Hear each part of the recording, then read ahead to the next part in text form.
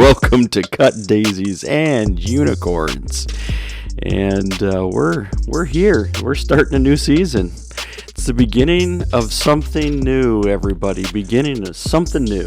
Well, this is one of my favorite seasons. Yeah. Actually, outside, it's a lovely 62, and this is like our season, right? Because it's 62. It's got that. It should be dark and gloomy, right, but the sun's shining. But it's shining. You can get your vitamin D. Yeah. And so, that's a good thing. So we're in that. We're starting season 7. Right. 7's one of my favorite numbers. It is. I like 5 too. I like 3s.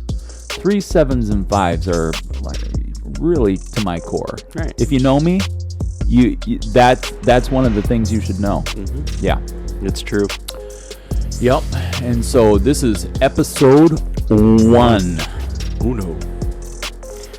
And I did figure, just got back, flew in from Miami, right? And I mentioned we'll if people are listening for the very first time, like Discovery, Dr. Phil's already been taken, so it's Robarge and Coble. All right. There you go. And but yeah, flew in from Miami. It was in Miami, but flipping back to season 6, episode whatever. Did we make it to 10? Yeah. Yeah. We made it all the way through. All the way through. We kept numbering them until we got done. We did. Yeah. I mentioned about like learning Spanish. Right. I literally in Miami. I was in Miami. The only English I heard was English people talked to us. Everybody else was speaking Spanish. Everybody else around in everything. Yeah. So another one of those times that Spanish would have been helpful. Yeah, I mean, I was picking up some stuff, but very, very minimal stuff. So I really, in a self-awareness of, I've got so many bettering me things going through my head right now. So many. Right. I'm actually thinking about doing Sober October again. Oh. Or, I mean, I'm saying again because I just came off of a little stint. And so that was a corrective stint post-pandemic. Right. Yeah. And made a lot of sense. And it was definitely worth the journey. And I think the reason why it's in my head is because other people do Sober October. Or is it Sober November? Well, I think it's No Shave November. Like no. Yeah. Yeah. Like I think you people don't shave in November or something like that. I think it has something January? Something to do with testicular like awareness, cancer awareness, or whatever. Oh wow! I think that's the idea. Movember, No Shave November. Right. Yeah. Anyway, So I'm making up a new month. Make it up. So start the trend. Which would actually be what, Saturday? Yeah, I believe so. Yeah, we're looking at today's the 29th. So I'm doing a musical gig in Davenport on Friday. Ah. Yeah, and so I thought, you know what, that'd be a good like singing celebration and move into that. We got a move coming up, and I was like thinking about, well, what would the reason be why I wouldn't? And and so my ego, this is a little Richard Rohr part, the ego wants to destroy you. And so my ego's like, well, why do you have to do that? And I'm like, well, it's not about I have to, it's I want to, I'm even thinking about a media fast. Oh. Meaning that I'm not really on socials that much anyway. Right. But more like visual media. And so to force me into just growing culturally on music and reading and, just some of those things. And I think the thing that I'm identifying is just going through reflective things of what are the things that are just, the habits are just way too easy to get caught up in. Yeah. And I am a bit of an adventurer. Like, I enjoy a really good adventure. And so, like, there's some of these things. Oh, you know what else I've been doing? I've been watching a lot of Alone. Oh, right. Which we've talked about with the last season too. Yeah, Season yeah. Well, six, yeah. My son-in-law Adam, was just like off the cuff. He was bored and he threw on, because on Netflix I think they have like the most recent season. They don't have all of them.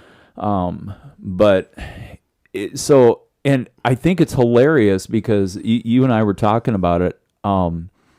Maybe it was in that episode I was talking about how like ironic it is, like reality TV shows make me feel like I'm not alone.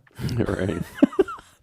So in the solitude, right? But then there's one called Alone, and then there's a reality TV show called Alone, where all these people are individually all alone, and I'm watching, all of their things that they're doing. But a fascinating core that comes out of from the 3 seasons that I have watched is that in every season, people come out with humans were not made to be alone. And community is a really big part of our conversation for those who are just joining Cut Daisies and Unicorns. Right. We talk about community. We talk about the importance of community. We talk about how being with people and others. And then a lot of times we, in a Dr. Phil-esque, not really Dr. Phil, in a Robarge and Coble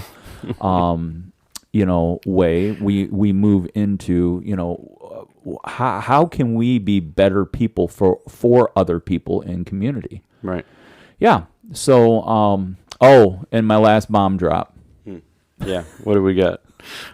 You're going to die. Uh-oh. I literally was laughing out loud on the plane because I downloaded the movie Men Who Stare at Goats. It dethroned other movies in my top 10. Yeah. And I am a cult follower. Now, a lot there's a big and a huge following of The Big Lebowski, right? And I've watched it a couple times. Maybe in this mindset, I need to go back and watch it again.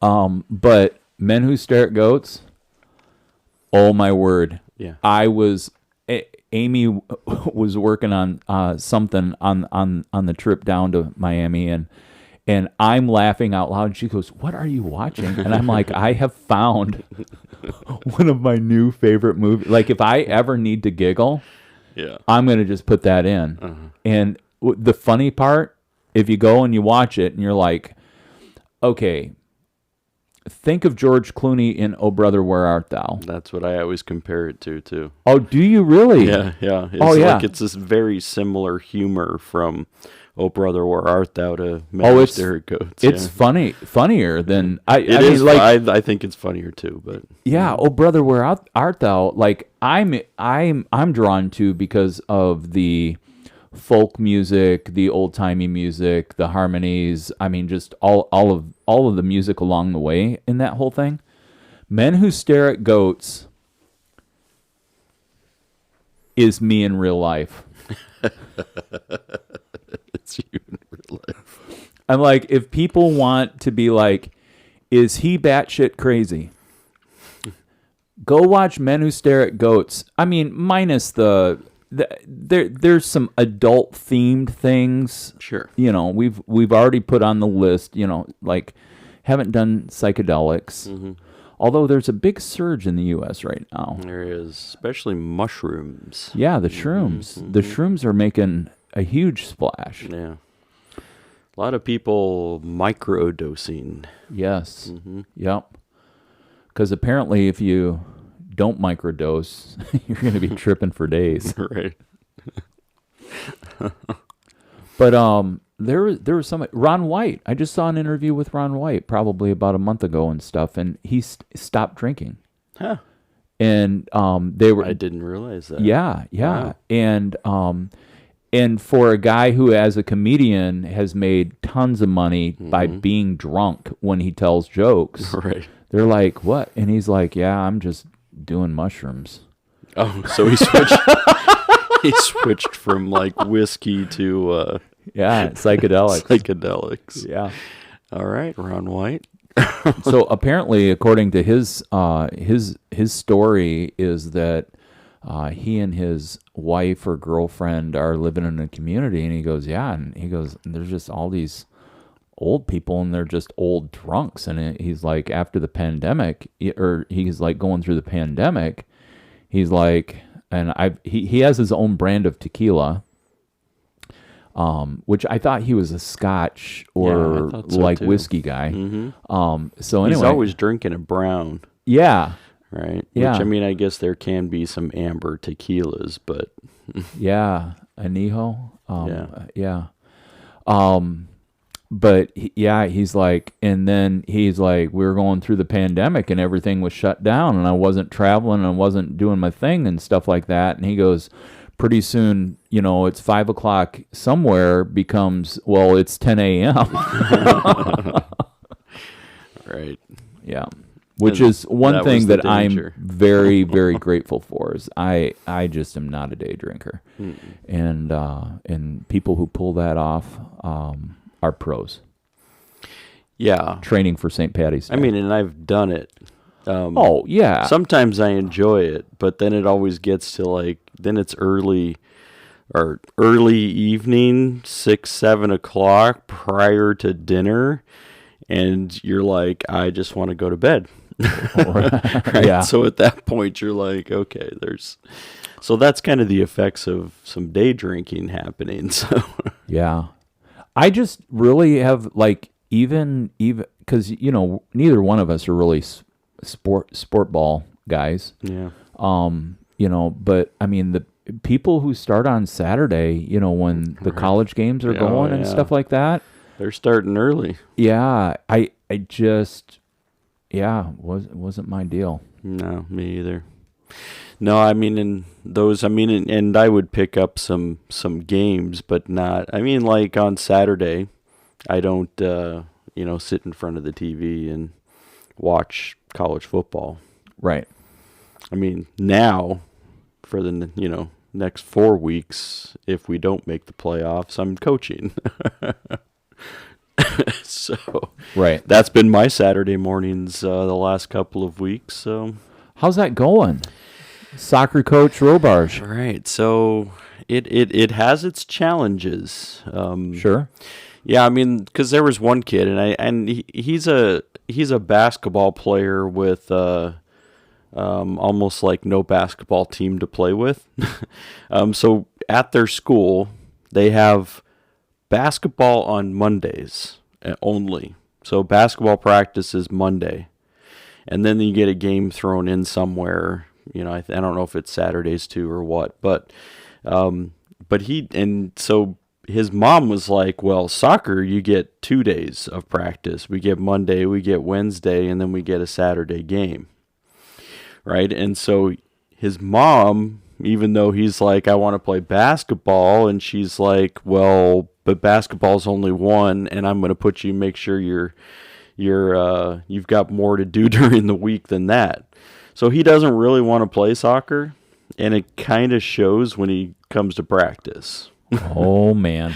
And so then when it's like, hey, this is what I need you to do, and then I start them on a drill or doing something, and then I'm moving along to, have other people start the drill, do that thing, and then I come around. This was on Monday, and he's gone. He disappeared. I'm like, where did he go? I don't know. I think he went that direction, like pointing towards the school. And I was like, okay.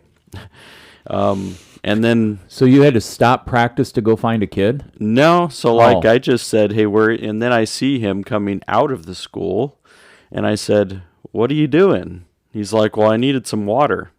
And I was like, well, one, you're going to ask me if you can get some water prior to going to get some water. Wow. Like, we're doing some drills, we're doing a thing, and then all of a sudden you disappear, and then you leave this group high and dry. And I said, just go and sit on the curb. He's like, well, what? I'm like, this is what? Like, go sit on the curb. You're in timeout. Right. And we're gonna revisit it in after we're done with doing these drills. Yeah. So then I see him, it was probably 2 or 3 minutes. All of a sudden I see him up, and he's practicing with, now because we had the offense defense separated, and now he's over there on the defense practicing with them. And I walk over to him, I'm like, I didn't tell you to get up off the curb. He's like, well, I'm like, you're not saying anything to me. Go sit on the curb. He's like, no, I don't want to. I'm like, all right, now you're done. So then I tell, their PE coach kind of sticks around. They have a couple of PE coaches. So I just said to her, I'm like, hey, so like, I'm done with him. Like, if you can take him over to the curb and explain why this is necessary. I said, I'll talk to him after practice. So if she comes to me, or he comes to me after practice, he's like, sorry. Like, sorry for what? Like, I know that she made you come over here to tell me that you were sorry, but what are you sorry for? Right. He's like, well, I need to listen more. And I'm like, there you go. You definitely need to listen more. Show up next time. And I'm like, whether or not you want to be here is not a thing. Like, if you're not here and working the way, like, all you're doing is distracting other kids. Like, I don't need that. So, right. Like, you can just come out here and just sit on the curb for practice. You're a thief is what you are. Right. You're robbing from other people. Right.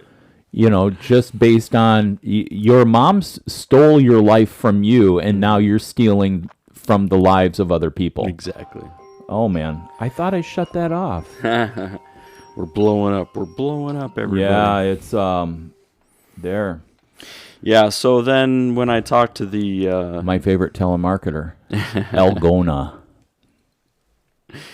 When I talked to the PE teacher, she said, she's like, well, welcome to the club. I said, which club is that? She said, well, he declares to me that you're a racist. And I was like, okay. I'm like, because he is a black kid, right? Yeah. And so he declares to me, she's like, and I said, welcome to the club, because she said, every single person that I know that, tries to get to correct him is automatically a racist. Wow. And I was like, okay, well, there's nothing I can do about this. If this was racially motivated, I would say, yeah, like, this was not racially motivated. Yeah. This is, you're not doing what you're supposed to do, and I can't have you distracting everybody else on the team, and I need you to go and sit down. Yeah. So that's a little bit how that's going, but I don't know. I like 5th and 6th graders though, like they're getting under my skin. Yeah, I was a pistol in 6th grade. I'm not gonna lie. There's a lot going on in the bodies of humanity. Right. And, it's like the onset of hormonal changes are, starting to occur. Mm-hmm. And I mean, like, there's a whole bunch of batshit crazy going on within that they don't even understand. And it reflects in how they treat other people. Mm-hmm. And yeah. Yeah, so this last practice, I mean, like, we have a Wednesday, and then, like, we're preparing for a game. That's right? what you're doing. It's going to be Saturday. Yeah, that you get to go to. Right. Yeah. And so then I'm saying, this is what we're doing right now. This is what we're practicing right now, because these are the holes in the game. This, they had their first game last week, 7th and 8th grade. This is already their second week. Yeah. Right. So I'm seeing the holes in the 5th and 6th grade game. And I said, this is what we need to practice. This is what we're doing right now. Yeah. And yet, can't like I get some of their attention, the rest of them they're grabbing a ball. I said, what are you doing? Yeah, like, this is not what we're doing right now. This is what we're doing right now. The drill that we had already set up, this is what we're doing right now. Yeah. It's herding cats on steroids. Oh yeah. Oh wow. Yeah, that's a good way to put it in in words. Well, Yeah. Namaste. I'm here to interpret your life. Yeah, so I mean like in the 5th and 6th grade, what I'm trying to be able, like, they don't have like any thoughts in their head about, they're like, let's just kick the ball around, and then when it came to the game, they were kicking the ball around and not having any clue about, like, and they still won. They pushed down second half. When I was saying first half, it was a mess. Yeah. Like, at least if you're going to just be kicking, like, push down on the offense, get near the goal. And that's ultimately what happened. They got like 4 past the goal in the second half, and they won. Wow. So you guys are 1-0. Right. Man. And we're 2-1 on the 7th and 8th grade. So. Oh. Yeah. So are you managing both age groups at the same time? So at least I have another coach. He doesn't know soccer. Right. I at least have him working with 7th and 8th. So it's not all, 30, 40, almost 50 kids. On 7th and 8th? No, just for both. Oh, for both. Wow. So at least with this, I can kind of divide. We've got like 18 or so for 7th and 8th, and the rest are 5th and 6th. So it's just a lot of kids, and you're trying to be able to say, hey, we're trying to do this right now. And yeah, so we're gonna see. We're down. We got 2 of the best players on 7th and 8th are gone for their club team for the next 2 weeks. Oh, bummer. Right. So now it's like, we're gonna see how 7th and 8th grade goes too. Yeah. I in life, I'm grateful that I grew up when clubs weren't a thing. Right. Me too. I just really am.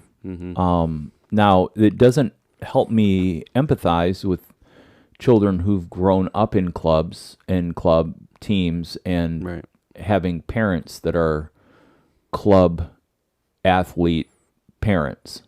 Yeah.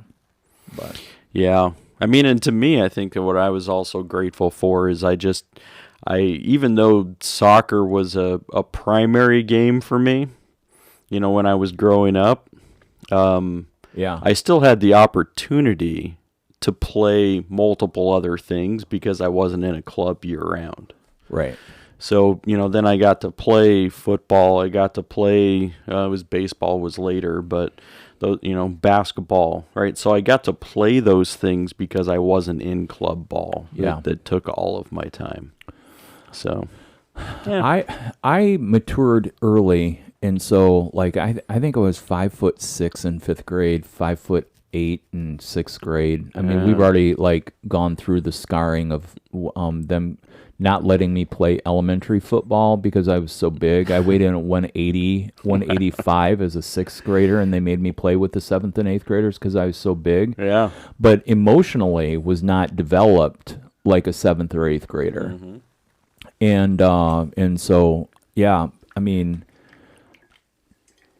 my body's built for football.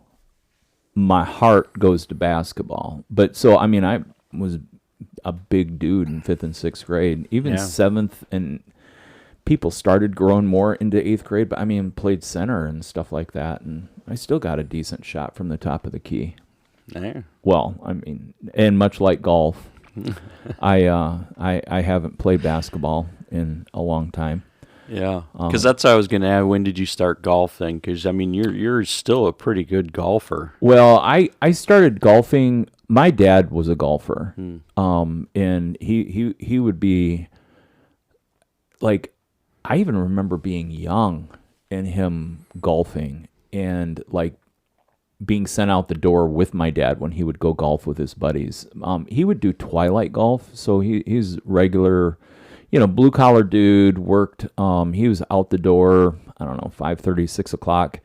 He's home 5:30, 6 p.m. But twilight golf is at least in Michigan, it's a practice where after the work day's over, then you pay a smaller fee and you get in as many holes as you can before it gets dark. Before it's black, yeah. Yeah, but in Michigan, I mean, sun's setting, 9:30, and stuff. And so, anyway, Dad would go out and get 9 holes in and stuff like that, or he'd call people up and, head over. And so I was around it. And then I think I ended up getting my own set of clubs. Like, I had a buddy in high school who was on the golf team. It never really occurred to me, like, oh, I could golf in high school. Like, I never made that synaptic connection about. But then my buddy would be like, hey, you want to go, swing? I'm like, I don't know how to do that. And so anyway, he taught me a little bit. And then I had another buddy who's like, oh, I'd like, so I mean, like, we're talking about in high school, it's like going down to Goodwill and putting a set of clubs together. Right. But so then that was in high school where I was really, I'm thinking through. So then I'd come home from college, and I remember my Uncle Ron and my dad being golfing, and me. That was where I had finally come into probably strength, coordination, and stuff like that, and spending time on the driving range. And I remember the first time I beat my dad in score, and my Uncle Ron was like, "You don't realize how proud your dad is," and stuff. And but it was in the second place where I was a lead pastor. There was a club. I mean, and this is so crazy. Like, I mean, you could get a year membership was $300. And that was access anytime you wanted to go golfing. Wow. And so a guy in the church had a cart that he stored, and he's just like, hey, if I'm not using it, feel free to use my cart. And so long story short, I mean, at that stint, I mean, I was probably golfing 3 times a week, easily. Yeah. Well, come to find out, one of the guys that I met used to be on the Nike tour, and his name was Miles, and he was paralyzed in a car accident, and was paralyzed from the waist down. And so, to my knowledge, and it may have, there's another gentleman in town who's a really good golfer that may have challenged his, but he like held the course record at that place. And he was just so, I mean, I lived in the trailer park. He is the story of just fell in love with the game, would go caddy for people. And then by doing that, he was able, and with his skill set, but I mean, he played the golf course backwards, which I'm not even sure I can wrap my head around how that happened. But anyway, he took me on as a project, and he's like, one of the ways I give back, he's like, I mean, and really such a cool thing, how he's paralyzed from the waist down, but was so grateful to be alive. And this really fun, in a really interesting way, feeds into our major topic today, and that is the frailty of humanity. Mm-hmm. But here's a guy who overcame, the Nike Tour back in the day was basically the farm club for going to the pros. And, you hope you get on the Open, and, you'd be able to get some sponsorship, and you'd have game enough to be able to go, to the bigs. But I mean, here he was in a car accident and paralyzed from the waist down. But then he just got such joy being out on that golf course and handing the skill set over. Now, I played my first 18 holes in 2 years, like a couple Mondays ago, in a benefit tournament kind of thing. And there were 3 of us that was supposed to be a 4-person team, and it was like I think technically they call it a scramble. It wasn't, but basically everybody hits. You take the best shot. Everybody hits. Some people call it best ball, but in their format, people who had their handicaps figured out, they were put in teams, and then or they signed up their teams, and basically those players all played their own, and then the best score of the hole got written down on the card. Yeah. Well, I mean, this is par 72.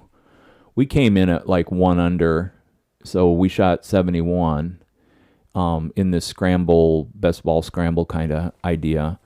And but the people who had their handicaps figured out, yeah, they were 14 under. I mean, it was insane. I mean, like they're basically out of 18 holes, they're shooting birdie on 14 of the 18 holes. Yeah. For people who aren't sports golf. But yeah, what I was reminded of is I really enjoy the game, and this is what somebody in the church where my parents attended, they're like, this is a sport you need to pick up because this is a sport you can play until, for all the, just like, eventually basketball, obviously football. I mean, those aren't longevity games. No. And so, I was like, all right. And, yeah. And then post pandemic, I go to look at clubs and I'm like, this is insane. Yeah. I mean, like, people are spending more for a driver these days than that membership cost for a whole year back in 2001 to 2003. Yeah. I mean, it is crazy. It is crazy. And 3 times as much.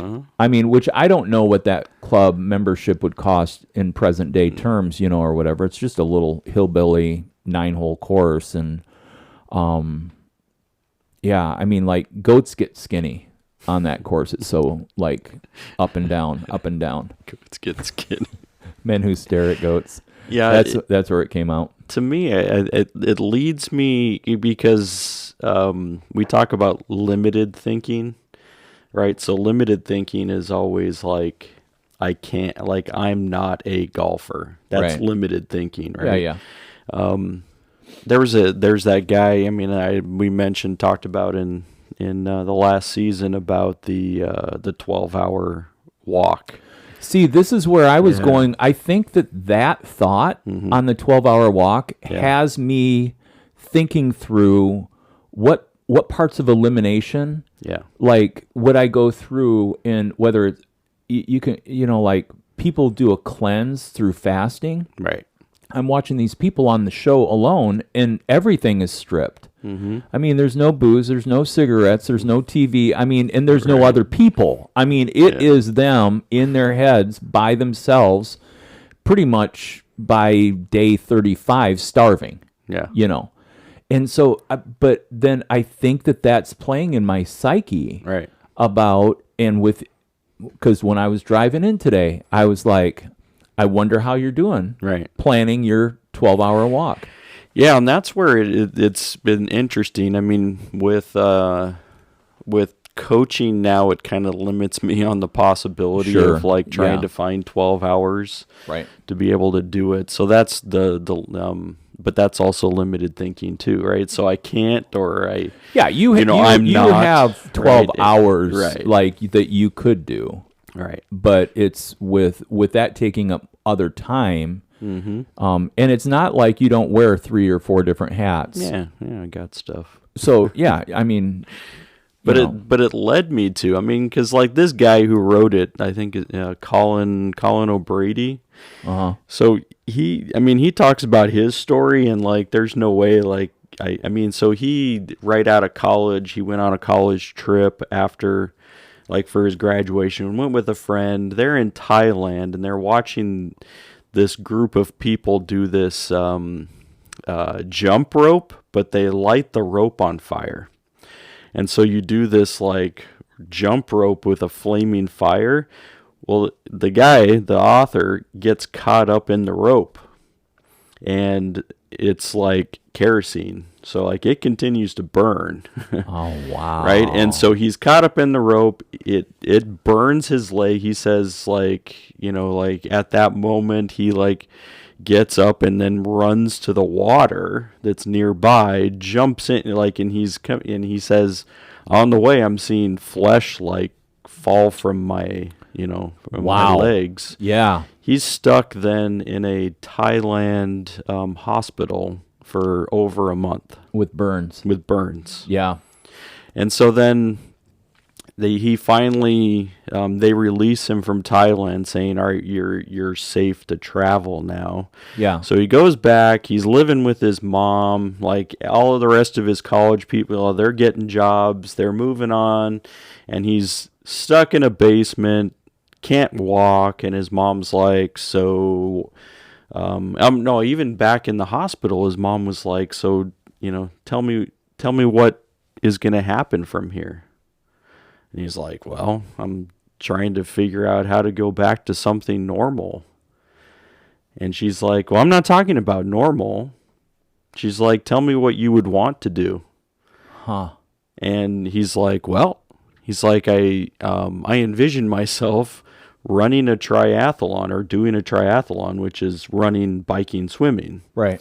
And he's like, and I envision myself actually finishing that. And she's like, well, then there we go. That's what we're going to work towards. He's like, I can't even walk at this point, right? Right. He's like, I can't even do this. But yet she has me thinking, all right, let's work towards something. See, and that's like that not limiting yourself, because they're like, you're never going to walk normal again. That's what the doctor in Thailand told him. You're never even going to walk normal. So like they're trying to limit his understanding of what he can do or what he can be. Yeah. So to me, there's a lot of that limited thinking that happens. Lots of limiting thinking. So when you're talking about golf, I'm like, I am just not a golfer. Limited thinking. Yeah. Like maybe what we can say is like, hey, like if I actually was like, I really want to golf, then I should say, hey, I'm not a golfer yet. Yeah. I mean, and this is this is gold right here for our listeners on, even to the stages of our life that we've gotten to. Yeah. These are the processes that we're discovering. Right. And it's a great thing for you to be able to embrace, and even if you can't agree with it, right, at least embrace the idea of it. And like, what would it be like for me to come to myself and say, there is no limit, or what is within me that's aching to get out. And instead of me coming up with a list of how I'm limited or what I wouldn't, I mean, and quite frankly, I mean, there are things about golf that I really don't like. I don't like how much it costs. I don't like how much land it takes up. I don't like, and I think that's why it's a very diminished thing in my background. But there are people I love who enjoy the game a lot. And quite frankly, when I was their age, I enjoyed the game a lot. And so for that stage in season, and there's a part where I'm like, I picked up clubs. I did it my way, to quote what old Blue Eyes himself, and, I mean, and actually, I talk about full circle. I'm back at a consignment shop and find a set of irons for $60. I go to like 4 or 5 different golf stores, and I finally found a golf store that, I mean, just over here, not very far from Albany Park. And, but literally I paid $30 per wood, my 5, my 3, and my driver. I think the driver I might have spent $60 on or something like that, but now I'm a shoe snob, so I definitely laid out some do re mi for the for your shoes, for the brand new cleats, and stuff like that. Yeah. But I it's one of those things where what benefit I've gotten though is then I went to the local club, got the tokens for the driving range. It gets me moving. Mm-hmm. It takes me into range of motion. It's like it took me a week to recover from 18 holes of golf. I mean, I personally, that's never my goal. I Right. enjoy 9 holes. I'll golf 9 holes, whatever. But this was, and on that, This was no cart then too. oh no, it was a cart. Oh, it was a cart. Oh yeah, Okay. it was a cart. But there was only 3 of us, and it was a 4-person team. We rotated. So every 3 holes, 3 goes into 18. 9 times? Mm-hmm. No, that's 27. 6 times. So, yeah. I just did Everybody's it in like, my head. you guys aren't good math people. So 6 times in that round, then I not only hit my ball, but I hit, so all 3 of us Yeah. ended up having a hole where we were hitting twice. Yeah. So that's 18 plus 6 is really the amount of strokes or, like hitting. And it's just like that's a lot when you're atrophied through the pandemic like this guy is. Yeah. Yeah, that is interesting. I mean, because that's where even we've talked about it on here before. Like, we're not math people. Meaning, like that's a limited thinking. I and have it limits us in the ability to even say like, hey, guess what? Like, can we learn math? Oh yeah, Possibly. no, yeah. I mean, it was in 2003 that I learned that fractions can actually be displayed in decimal points. Yeah. I mean, and we're that like almost. It was almost 10 years ago that I learned that. Yeah. And once put to memory, then was a useful tool for my days as a mortgage broker. There we go. But yeah, I mean, and it's just funny. Me personally, I have been labeled, I have my own math process. It's called COBOL math. Yeah. And people who I've reported to in the past laugh. They get a chuckle out of what COBOL math is, but COBOL math has always been beneficial to COBOL. Right. Well, I mean, it's called that for a reason. Yeah. I'd walk in and say to Bill Jesse, hey, I'm going to save you a bunch of money. And he's like, you know what? Talking to you about you saving money is like when my wife goes to Yonkers with a credit card.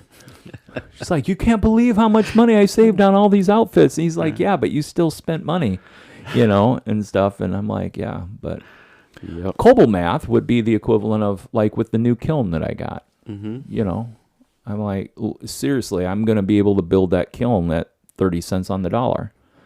It's still costing 30 cents for all the dollars that they're whole dollars in the repairs. Right. While I still wait for the elements to show up. Waiting. Oh yeah. I sent an email off and then I got the auto reply from the person and they're like, yeah, and I'll be in touch with you in the next 3 to 5 days. Yeah. 5 days go by. Still no answer. Oh no. And but I just wanted to get in and find out when did I order this, and so that's where time is so interesting on how time passes and goes by.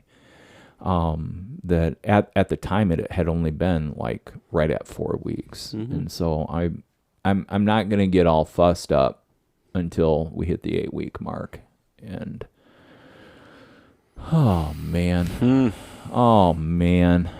Yeah. There's a lot there. Oh man. Yeah, limited thinking and how, so in a non-sporadic rabbit trail fashion of conversation, I think then we could bring guidance to our listeners of what things are plaguing you Yeah. in a limited thinking process. Like, are you bumping up against some walls of, oh, I can't do this, or, this doesn't work out for me, and what, like, one thing comes to mind. I always said about, I can play guitar, but I always I just need an iPad because I can't memorize the words. Well, I probably could. Yeah. Except anybody who's known me my whole life knows that I'm a better paraphraser. Well, when it comes to singing, songs, Right. Paraphrasing doesn't really work. No. And then if you're combined with, whether it's you're playing with a band or you have a vocal team in your band, meaning that there's more than one person singing, it helps when you're singing the same words together. You don't have to sing the same notes. That's called harmony. And harmony is good. Yeah. Yeah. Yeah, and that's where, like, for me, I mean, limited thinking is not a new concept. It's just one of those things that you bring back around to start saying, like, where have I been limited in my thinking? Well, where have I believed, hey, this is possible, but this is not possible. This is, this is all limited. And what, what thoughts are holding you back from something that, could work. That's where, I mean, I don't know. We were talking about this language thing. If I would have started 6 years ago, it probably would be a non-topic. Right. And that's where I think to myself, well, if I start now, 3 years from now, I'm going to be grateful to myself. Mm-hmm. And I am in situations where the practice of that would be a lot easier than ever before. Right. And so, it's one thing. And actually, when I was in mortgages, it was when we were going to Me Mexico in Clive, the restaurant. I was like, man, here I got, the owner of the restaurant. We're in conversation. We played chess together, stuff like that. Mm-hmm. And it would just be like, man, I should pick up this language, and right. And as a wordsmith, I have great appreciation for languages, and so, yeah. But that's addition. There's also things that we're talking about that is subtraction. Yeah. And so, I'm a firm believer that you can only pour so much in to any container. And our bodies are containers. Right. And so you may be at a place in your observation where you recognize your life is just too full. Mm-hmm. And so what things would you subtract from that? Yeah, and then to try to be able to, because then we can get into this comparison game. Like, I feel like I am, feeling more than this person over here, or a partner or what. Like, we tend to use that as a comparison. Like, I'm taking more than them. And then we fill ourselves with resentment, and we're like, oh, well, they should be able to do more or hold more. And yet we have to hold this in comparison, right? And to be able to say, hey, guess what? Some people's containers, plates are bigger than others. Oh. And why can't we be fine with that? Yeah, absolutely. Right. Absolutely. But usually the outpouring of what you've just brought up is systemic from a dualistic mindset. Mm-hmm. So then you have limited thinking combined with dualism, which is pairing, that in a pairing that there is comparison and that, there's got to be a duking it out. But again, it all boils down to it's ego within oneself that is elevating oneself in that situation. Yeah. But remember, listener, ego is not about confidence. Ego is not about your person. Ego within humanity is out to destroy you. And so these thoughts of resentment, these thoughts of anger, these bitterness, all of these things that are within you that you're feeling rise up when you look at a person or you're in a comparison mode. What's happening is it's your ego that is at work to destroy you. It is not leading you into goodness and life and peace and love and harmonies. That is not what ego does. Right. Yeah. And people are like, how do you know this? And I'm like, well, because if you ask me if I read, I would say not really. Mm-hmm. But then that would be limited thinking, and I've picked up books and spent the time. But if you think about the concept of both the ego, or if you're looking back even further, they used to call it the id, right? I mean, and it's very similar to the things that you're talking about. Yeah. Like, I mean, lots of people have talked about this over, like we talk about philosophically, right? They're putting this forward, or psychologically, they're putting it forward and saying, there is this thing at work, we need to pay attention to it. Our id, our ego, whatever it is that we have to understand that it's there. And I love what you do there is what you just did was you interpreted one point of like what I was saying. Mm-hmm. And you said, hold it, wait, we're talking about the same thing, but it could be called something different. Mm-hmm. And that's so important, again, as people are listening to the podcast.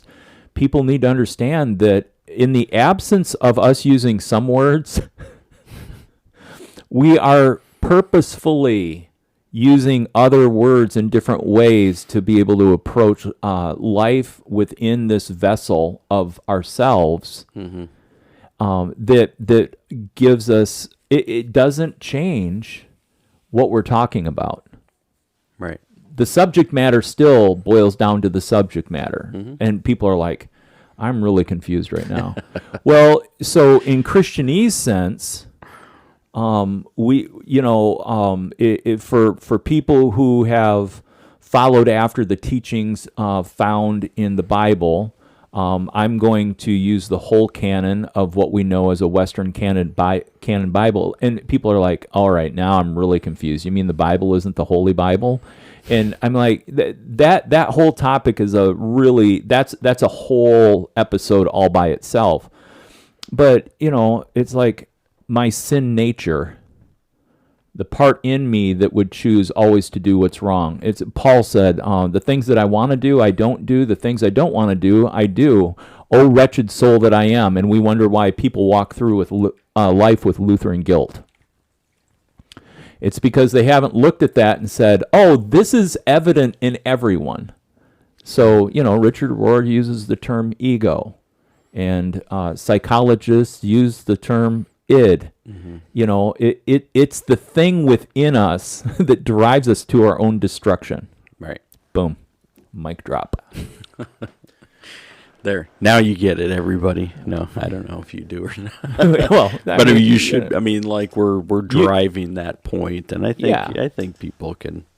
Yeah. Our understanding of that there is a thing that's leading us, right? I mean, inside of us, and what are we allowing to lead us? Right. And too many times, I think that we have too many things that we think are limiting. Like, this I'll never be able to do or get to because of. Like, that's always limiting. Like, where are the walls that are going to keep me from moving to this spot? Right? If I don't want to be where I'm at, but I do have an idea of where I want to go, but then I'm like, yeah, but there's too many things in between. Like, I'll never be able to get over that hill or past that wall or past this thing. I mean, and so you're like, yeah, then I don't need to go there. So then we cut down on what we can actually accomplish by thinking, yeah, we can't do it. Well, and I don't know how often I've brought up that one of the major drivers in me internally is I ask myself, when's the last time I did something that was uncomfortable or something that I didn't want to do? It's a good question. Because what I found, and this goes back to the adventurer within me, for example, a couple weeks ago, Aim was like, hey, I know your answer to this, but I'm still going to ask you anyway. And I'm like, right on. What's up? She's like, do you want to go to Miami with me? Now, for people out in pod world who I really am a homebody. Yeah. I enjoy being at home. I enjoy my circle of life. I enjoy being at the studio. Guess what? I don't like being at the studio 24 hours a day. Right. I like going there. I like working there. I like going home. The idea of the inconvenience of traveling on an airplane is so great to me that I would prefer not to get on an airplane. I do it because other people ask me to. Yeah. I don't have built into my calendar the next trip that I want to take that would cause me to get on an airplane. Now, I don't have fear of airplanes. Right. I don't have anxiety about getting on air. I don't even have those layers. Right. It's an inconvenience. Right. And so how if you spend 3.5 hours in the air from Chicago to Miami, if it takes 3.5 hours, how do I leave at 3 o'clock in the afternoon and I don't get to my destination until 10 p.m.? And I've made the adjustment for the time zone difference. Right. I mean, this is like Chicago time, 3.5 hours in the air. It's an inconvenience. But you know what? I had a lovely time. I'm glad I said yes. Yeah. And in my head, and quite frankly, I've even verbalized it. I'm like, you know what? I don't want to travel. I don't like the idea of this trip. But if I get to be with you, I'm in. So I'm going to go on this trip. There we go. And when it's business traveling trip, I mean, then I'm either I get to explore for 10 or 12 hours on my own, or I'm in a hotel room for 10 or 12 hours. Now, I had some computer work, some book work, and things like that. I made good with but actually it was a time to rest.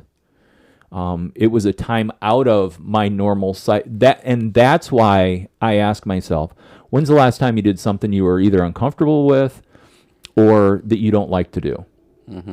Because it boots me out of what is routine. You can call it a rut. You can call it life. You can call it, Right. I mean, and quite frankly, on the other side, I really enjoy the life I'm living. I mean, so with that, and that being said, I like the life I'm living.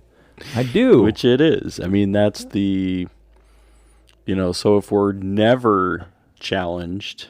Yeah. If we never think about anything outside of what we are in our regular routine of doing, what's the purpose of ever thinking anything different? Right.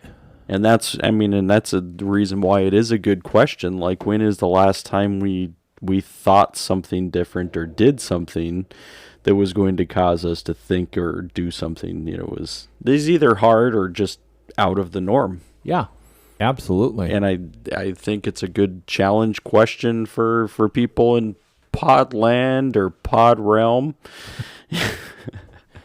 It's like, when is the last time are you challenged? As you're taking in our voices. Yeah. Yeah. And it just, I always equate my life to floating down a river, and you don't know what's around the bend. And I can go back, and I don't know. It's kind of like this little pearl of wisdom my mom gave me about kids. She's like, hey, Steve-O. She's like, trust me. Every stage of them growing up is fun. You know, there may be some of their stages that you like more than others, right? But there's fun to be found. Yeah. You know, and I like even with work, I have to say, man, there's just parts where I'm just like, man, I love that. You know, when I was at Gloria Day, people are like, you know, how do you do that? And I'm like, oh, this is rock star. I mean, come on, I get paid for this. You know, and you know, and now people are like, oh yeah, you have an art studio, you're so lucky. I'm like, no, I'm not lucky. I've been working my ass off for 2 years. Right. You know, and it's hard work. And there, you know, I spent 10 hours yesterday working on a new cabinet and shelves because I just don't have enough drying space. Well, yeah, you drive through Chicago at 5 p.m. to go to Home Depot and see how easy life is. Right. I literally, my commute back during that time zone, and I knew it. I'm like, dang it. Because I couldn't go shopping for the stuff I needed until I knew what I needed. Right. And that was 5 p.m. Ugh. Yeah. Wow. So that it does lead me to my next thought is that when you're talking about so like if you were doing the same thing and somebody says, so how was your day? Give me a scale of 1 to 10. How was your day? You're like, well, it was normal. So I guess, I don't know, 4 or 5. Right. So if you're doing that constantly and you're just like, I'm a 4 and a 5. Or maybe, hey, I got something accomplished, I'm going to bump it up to a 6. Right? But think about for a moment all of your 1 days.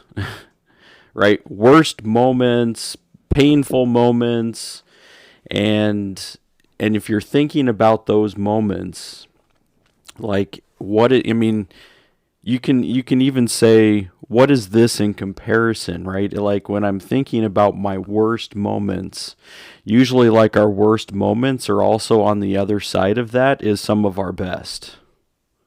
So like living through that and saying, hey, like this is painful and this is hard and like I don't want this.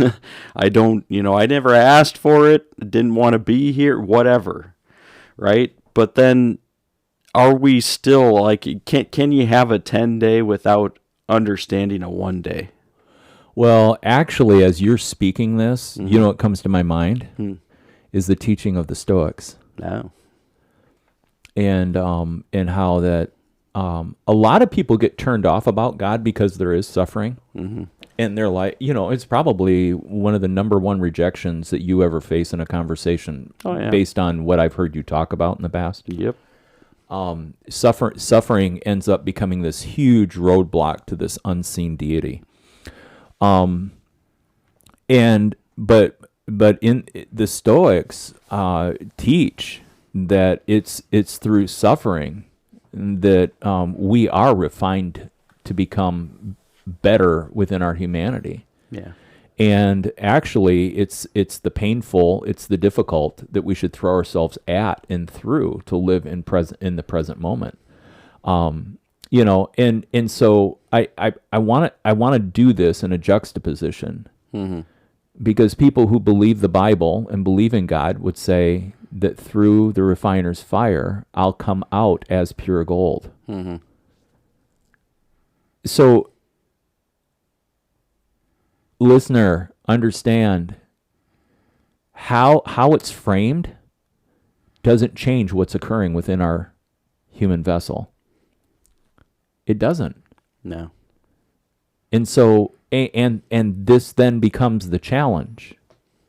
Why avoid something that's challenging, something that's difficult, something that might send you into a direction that you... Or something you might fail at. Yeah. It might be hard because you're going to fail at it. Yeah. Right? Why would we avoid it? Because we don't like to fail, because we don't like to feel like that. You know, like there's a number of things that we can talk about. And the reason why we avoid it. It's embarrassing. Right. You know, what will other people think when they see me fail? Mm-hmm. Yeah. But really, when you push and you poke at that wound, yeah, it's our ego. Mm-hmm. it comes back in again. Yeah. And that's where when you look at that, and that's when I was listening to, talking through that in my own head about like, where were some of like the greatest challenges? Like, I mean, would I know them even as the greatest, this was a 10-day, like, would I know that in comparison if I never stepped, out to be able to try or to do or to not be limited. Yeah. And, I think that a lot of people, when we're avoiding pain, we're avoiding suffering, we're avoiding failure, we're also never going to be able to even experience 10. Yeah. Because we're always like, yeah, it's good, right? It's fine. Like, I can't complain. Yeah. But is it a 10? Right? I mean, and I don't think as a 10 is saying I'm happy either. I mean, we go back to for sure. our happiness myth that we talked about in the last season. But yeah, a 10 doesn't mean happy. It just means like this moment. Like, I don't want there to be. I mean, like, this is a moment that I want to capture, to celebrate, I don't know. And what I would also say is, just like we have each other to bounce this conversation off of, right? It's really important that if your internal dialogue is going on and you're thinking about, gosh, I'm really copacetic, or I'm stagnant, or I'm in the middle of something that I don't feel like I can get out of. But I can't see a way out. I don't know how there could be change. I don't know how it could move to a different part. I would say that conversation needs to get outside of your internal dialogue and moved into an external dialogue in regards to have someone that you can talk with, you can bounce things off of. You would say, hey, I'm considering thinking this, and that person can come up with great questions to be able to ask, or even good questions, or even if they're bad questions. Somebody said that there's never a bad question. They're liars. Right. Like people be like, what question would be a bad question? The one you've asked the third time in a row. Right. I just get tired of answering that question. And I think the reason why you ultimately say there's no bad questions is because you're trying to encourage people who maybe don't ask any questions. They're embarrassed. Ask something, like say something. This needs to be a dialogue. We need you to believe that what you're going to say is going to add to this conversation, even if it won't. Yeah, it's okay. Right. And somebody on the other side is thinking, you guys are assholes. It's true. It's true. I mean, but that's, I don't know, that's the way I see it at least. I mean, because I have heard plenty of dumb questions. If you're going to ask a question that, just make sure you've been paying attention to what's going on around you. Right. Yeah. But I really, the importance of community and conversation does come back to that whole part of where, change can occur. Mm-hmm. And you can be the agent of change in making those decisions. Yeah. And you may boil it down to, hey, I'm in the middle of a season in my life that I don't enjoy, but this is what I need to do. And to that, I say, yes, absolutely. Don't be afraid of it. Right. Learn what you can in the midst of it, because, like if you're not learning from it, then you're also not going to grow from it either. Right. And if you don't grow from it, guaranteed, no matter where you go, you're going to be learning a similar lesson. It'll just be from a different landscape. Yeah. I like how that came out. Mm-hmm. Yeah. A different landscape. Yep. Same lessons taught over and over again. It's almost like hey, the universe or the deity is Right. trying to be able to teach me something, and I'm missing it completely all the time, which is the reason why the lesson keeps coming back around. Yeah. Yeah. Yeah. It's super, super interesting. And like I've even just recognized recently and have bowed literally like in a physical format of me just dropping my head to bow to the idea of that there's a role that I play, and as the need is it, I would equate it to you being a soccer coach. You felt like because there was a need and you had the experience that if you didn't do it, Yeah. that would be withholding, and other people would go without because nobody would do it. And so I'm just saying, like, in a very similar way, there's a pull at me, and I'm like, well, jock it up. All right. These are the responsibilities. Nobody's writing a check for it, but okay.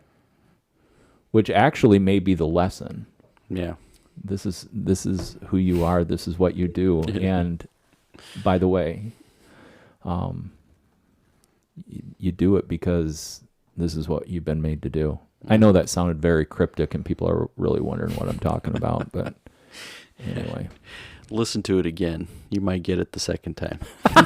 You just hit 30 seconds back. 30 seconds back. Let's just re-listen to that part again. Yeah. You'll catch it. It's just like the same thing. Am I learning the lesson? Well, if you didn't catch it, listen to it again. Yeah. So you can learn it. Well, and I think that really what I'm raising for people is, hey, what has been poured into you over the years that you have become, whether, in your being, in your person, are you a caretaker? Are you a provider? Are you a person that empathizes? Are you a person who, we can look at Mary Martha as a parable, not as people. But some people serve well. Mm-hmm. They're just naturals. You can go into other parts of the New Testament. Priscilla and Aquila, the art of inviting others in for change to occur around. They weren't the change agents, but they were very hospitable. Right. There are people who listen well. There are people who talk who should just shut up. And somebody's like, click, turned you off. Right. Don't tell me what to do. I will talk even if you don't listen. Yeah. Wow. Yeah, there's some stuff to learn today. Yeah. And I like kids, but kids on an airplane, tough sell. I'm just coming back to me being irritated about. There's plenty to be irritated with. We did talk about some irritations today, too. Oh, yeah. And I think some of those irritations would have then been with kids, too. Not our own. Yeah. I'm glad to be on the side of having children that have grown into adulthood and getting to watch them now as they begin processes of raising their own family, and it's good conversation coming back around. And I feel like I do. I've gotten to move into the role that my mom had in my life, with encouragement through fathering and parenting and stuff like that too. So yeah. But man, and quite frankly, again, I was born for these moments that I've lived through. I'm going to go back to, I'm glad I didn't grow up during club era sports. Mm-hmm.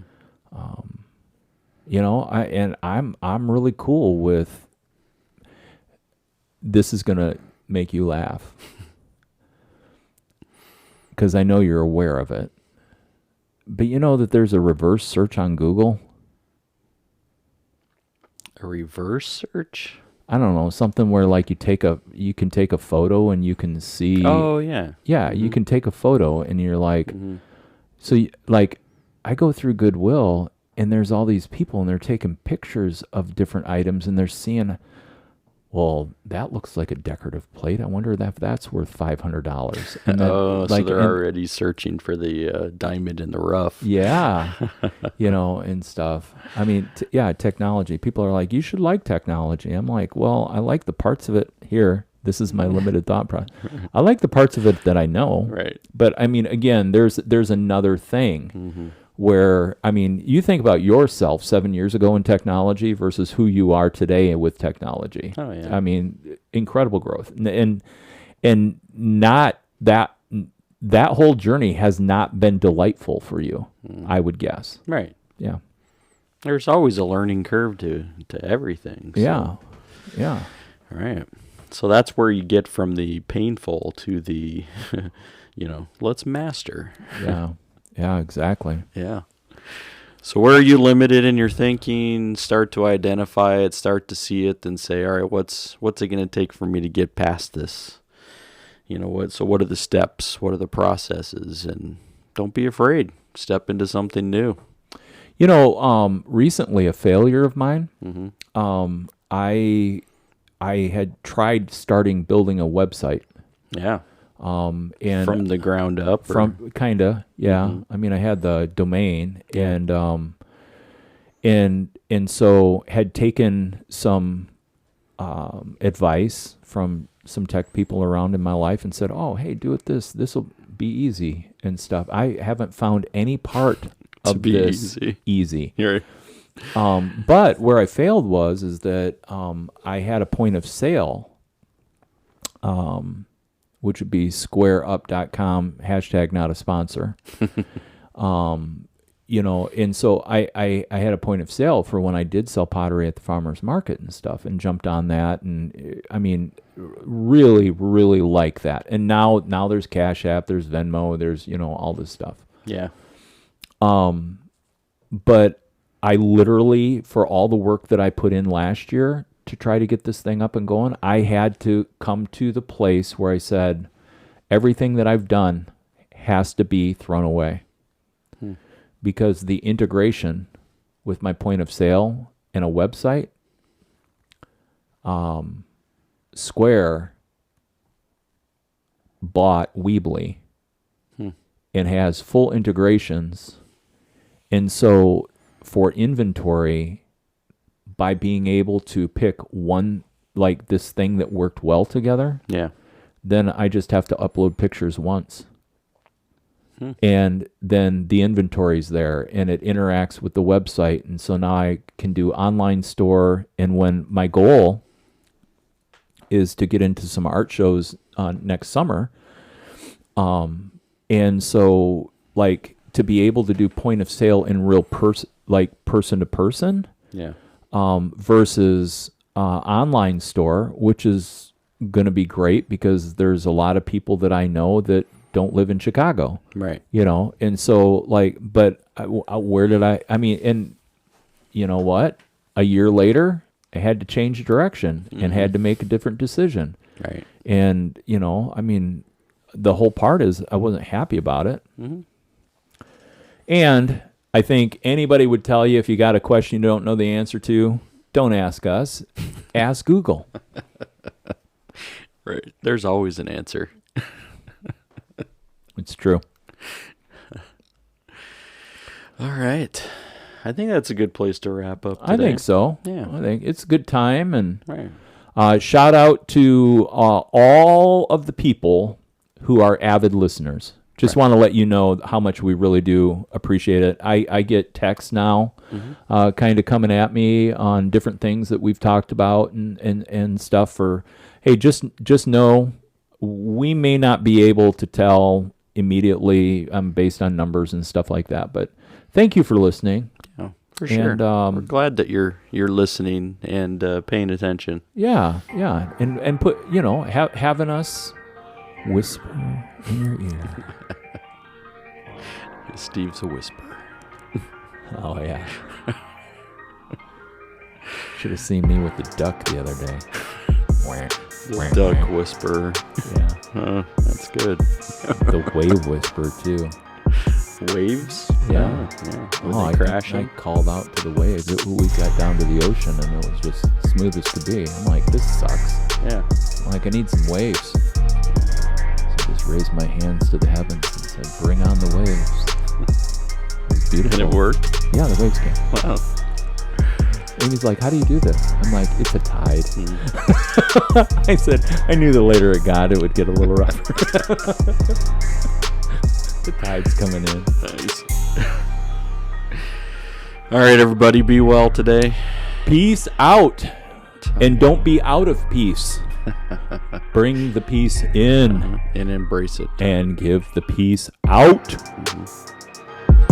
Later.